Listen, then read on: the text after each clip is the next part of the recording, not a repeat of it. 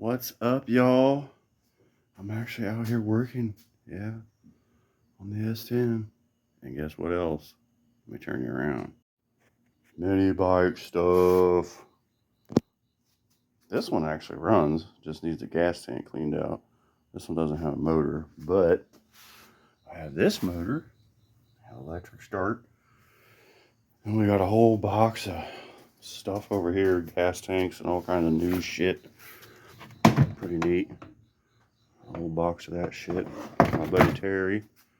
And there's another one of these engines that is not electric start. It's a Honda 5.5 electric start, and we got a Honda 5-horse non-electric start. And that guy runs. I'm going to put that electric start on there, and that's going to be my grandpa cruiser. Well. What do we have here? Well, if you guys can see those numbers real well, but it says 1141. So you divide 41 by 11, and it's 3.727272727272. So we got a 373 open rear end in the S10, but not for long. So let's get this in here. I gotta put new axle seals in it too. We got one leaking over here. So let's get started. All right, first thing you gotta do is get this cross pin out. It's an 8mm or 5/16. I like to put a little heat right here because there's Loctite in here. If you've ever broke one of these off, it is not fun.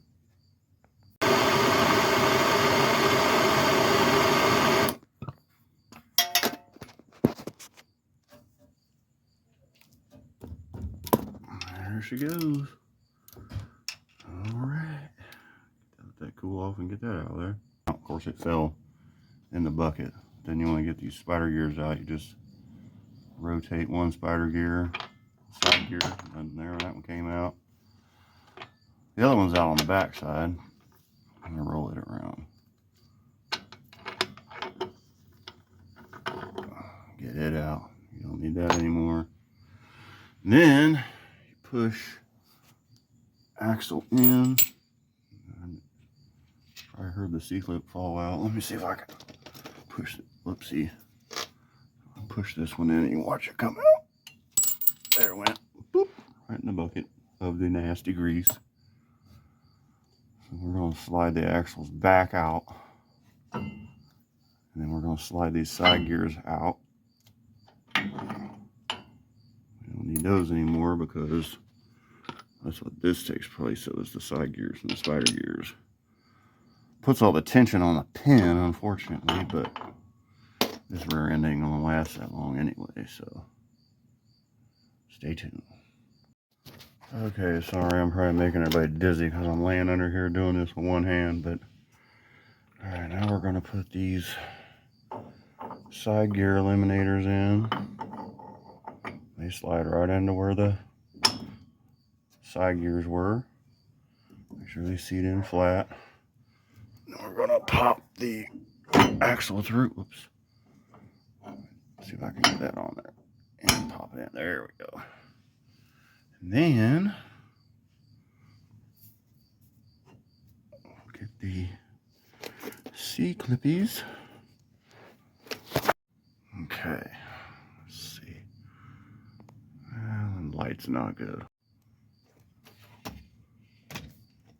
Light up here a little better. All right. So we got C-clips. I got plenty of oil on them. Slide that one in. Well, yeah, that axle's got to come way in. There we go. Got to push that dude all the way in. There. Whoops. Well, shoot. All right, I'm going to do this one-handed. C-clips on. I'll push it back in there. Now you can, hopefully you can see it down in there.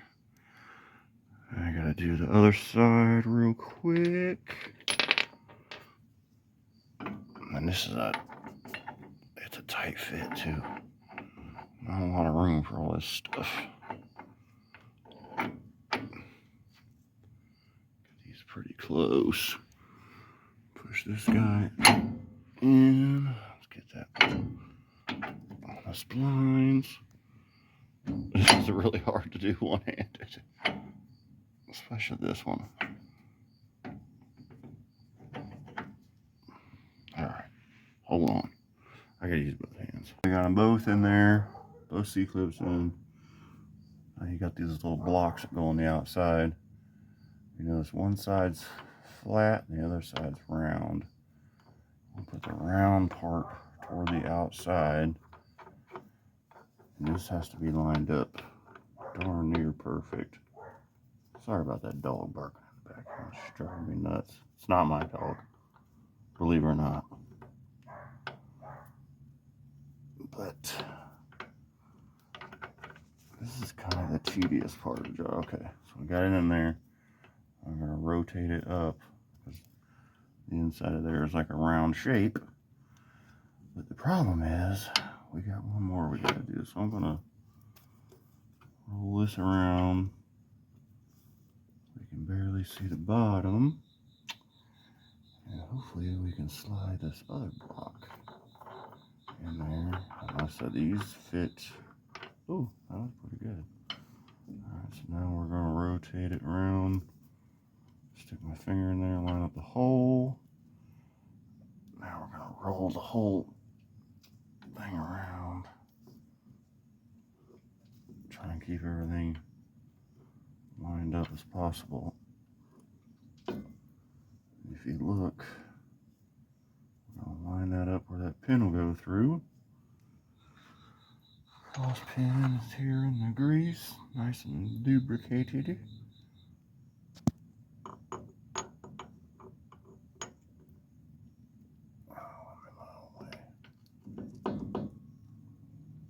I'll move everything around. Whoop, there until it slides in. I